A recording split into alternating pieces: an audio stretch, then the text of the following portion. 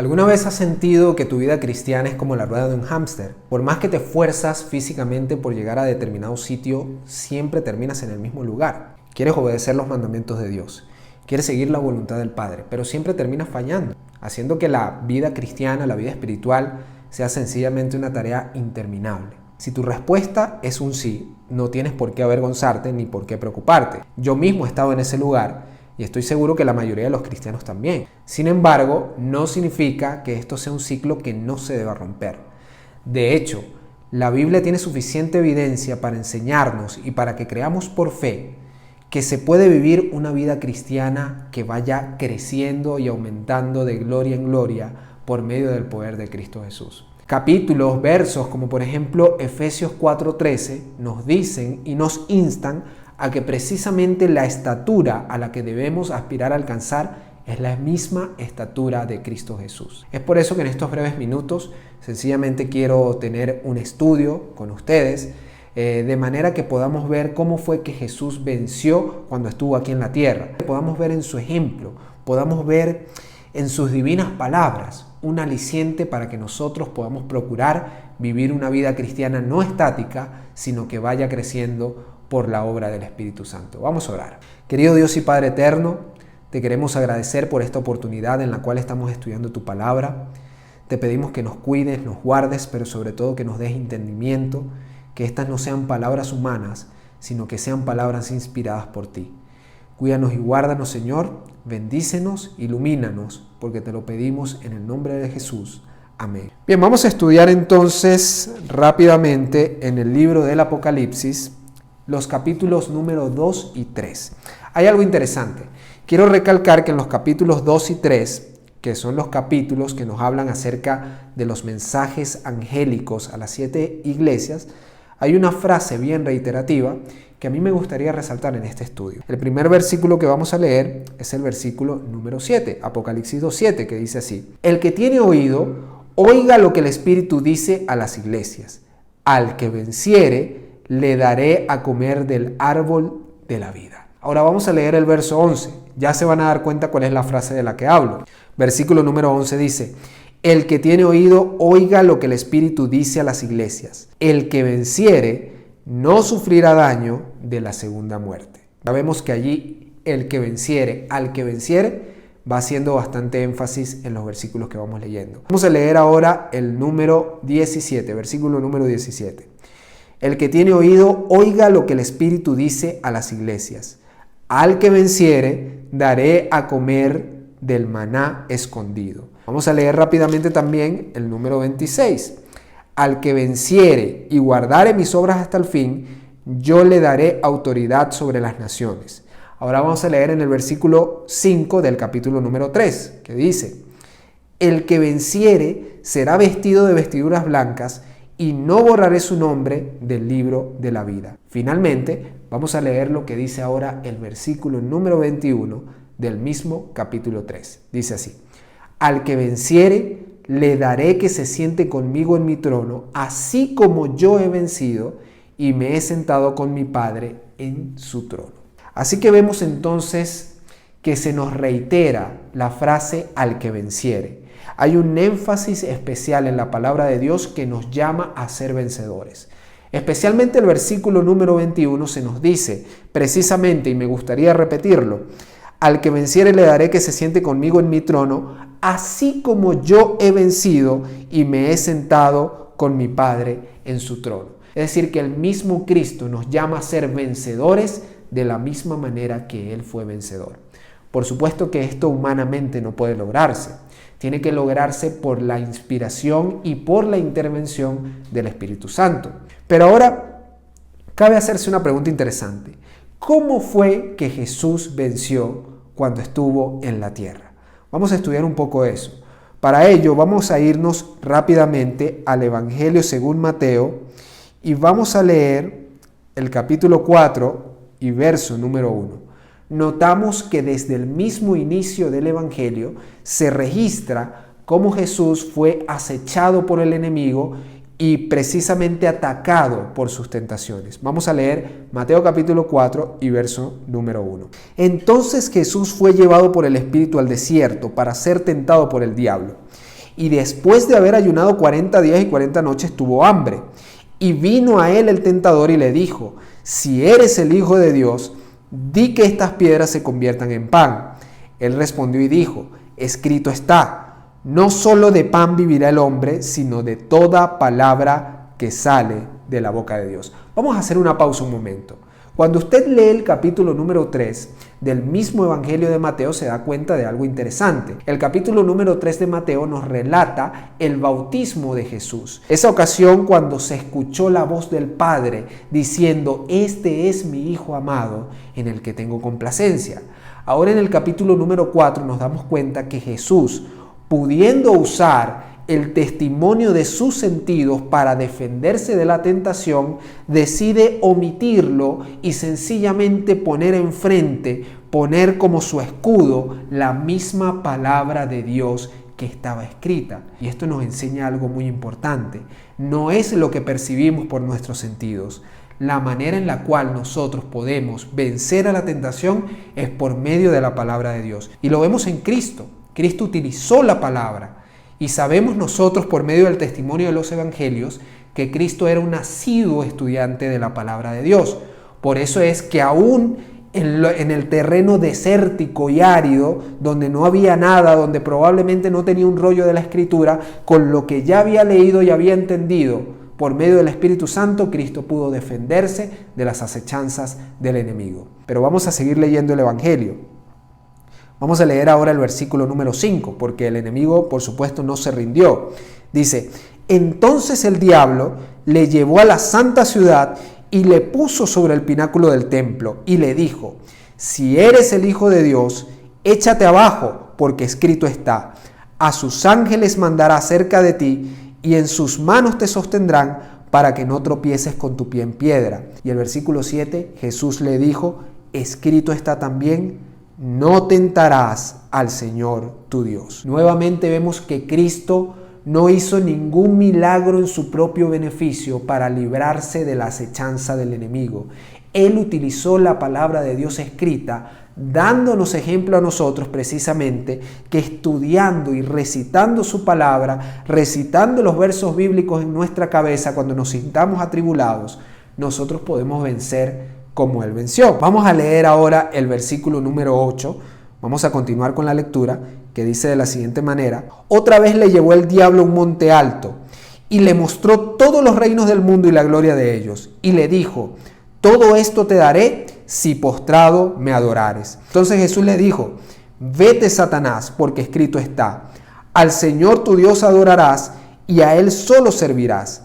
El diablo entonces le dejó, y aquí vinieron ángeles y le servían. Vemos entonces que la obediencia de Jesús no fue una obediencia sobrehumana. Jesús vino a darnos precisamente un ejemplo. Y en ese ejemplo, Jesús nos señala que por medio de la palabra de Dios, por medio de la sujeción, aún así dice Jehová, nosotros también podemos permanecer firmes delante de la tentación, con la ayuda y con la intervención, por supuesto, del Espíritu Santo. Ahora, ¿qué más debemos hacer? ¿Qué más debemos procurar? ¿Qué más debemos pedirle a Dios para nosotros resultar vencedores ante la tentación y de esa manera vivir una vida cristiana que vaya en crecimiento? Fíjense, vamos a leer lo que dice Filipenses capítulo 2 y verso 5. Este texto, su contexto inmediato es la encarnación de Cristo, pero hay una palabra en específico que yo quiero resaltar para pasar al siguiente punto. Dice de esta manera: haya pues en vosotros este sentir que hubo también en Cristo Jesús. Es muy interesante que la palabra sentir, que es la palabra griega phroneo, más allá de sentimientos, tiene más que ver con la mente, con el pensamiento, con el entendimiento. Es decir, que podríamos incluso traducir el verso diciendo: haya pues en vosotros esta mente que hubo también en Cristo Jesús, o este pensamiento, para darle un poco más de sentido. Vemos entonces que se nos insta a tener el mismo pensamiento, la misma mente que Cristo Jesús. Ahora, esto puede sonar descabellado, pero incluso está avalado por las Escrituras. Fíjense lo que dice 1 Corintios capítulo 2:16. Capítulo 2 y verso 16. Dice: ¿quién conoció la mente del Señor?